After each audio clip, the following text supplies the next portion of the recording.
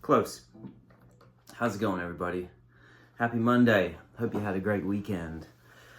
I woke up this morning and I was thinking about that song Wrecking Ball, which I don't think... I toured with Emmylou Harris for about 3 years, and I was playing... The first 2 years were with Rodney Crowell. It was...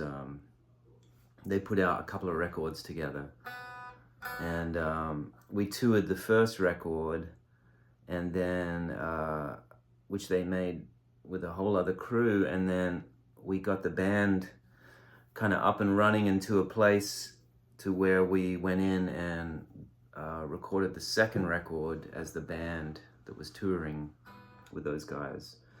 And I think Joe Henry produced that record. It's called The Traveling Kind, I think. And then the third year, I was touring with Emmy when she was doing her solo thing. And I kind of wish I had it a little bit more together personally during that time. You know, when I look back at some of the footage, and, you know, I wasn't in a great place. But it was really fun getting to play music with her, and you know, it was a challenging gig in the guitar chair, because you sort of had to be able to switch sounds and styles from, like, you know, flying around the Telecaster like Albert Lee and James Burton, to, you know, playing more of the ambient, some of the more ambient Lanois, and we even did some stuff from the record she did with Mark Knopfler, but it was challenging every night, switching gears and switching mental modes. And I loved working with her so much. One of my favorite things about being on the road with her was hearing her warm up her voice at the hotel every day, because it seemed like no matter what floor you were on, if she was on a different floor, you could still hear her through the walls. It was amazing listening to her for like 45 minutes warm up her voice. You know, she's so pro, Emmylou. You know, that was one of the other amazing things I learned from her, was her preparation for the gig was, you know, almost an all-day thing. She would warm up her voice earlier in the day, and she would be show ready without fail. It was a fun time. Anyway,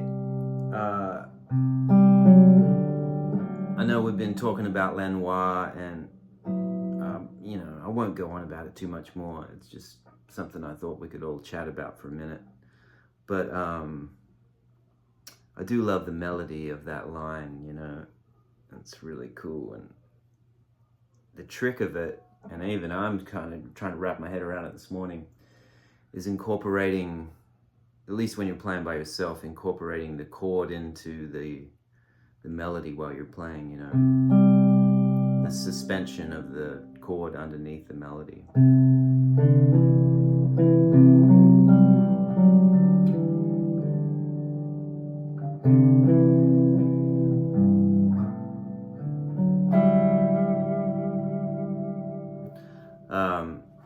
Anyway, it's a beautiful song. Check that record out if you haven't. It's a brilliant record. So many great songs. That's it for today. I'm gonna probably try and just record a couple things that I can post later in the week, because we're traveling out of town for the 4th to my father-in-law's in Arizona.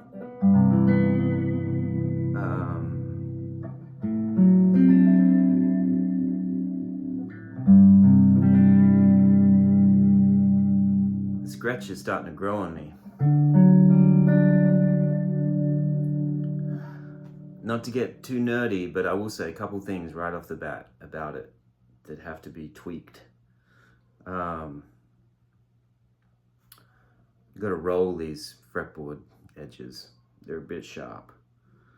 I'm just saying, I don't know what model this is exactly. I think it's from maybe 10 years ago. It's just a sparkle jet. Definitely I got to do that. And I had to replace the bridge straight away. I already told you guys that.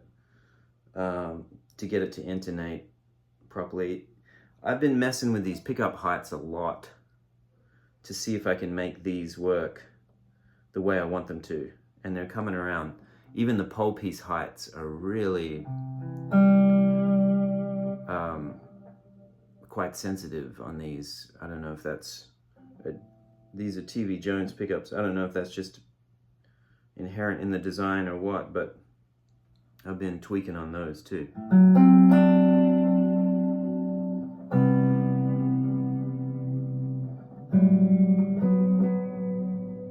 I wish the neck was a little bigger on this guitar. It's just a hair on the thin side, but I do quite like the character of this guitar.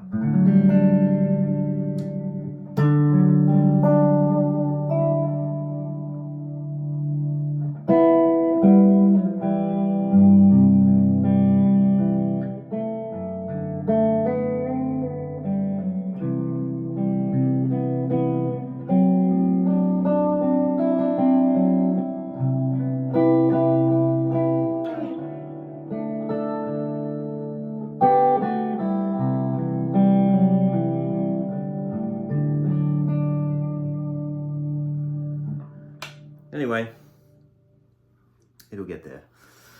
Thanks for all the nice comments. Hope you guys are great. Have a great Monday.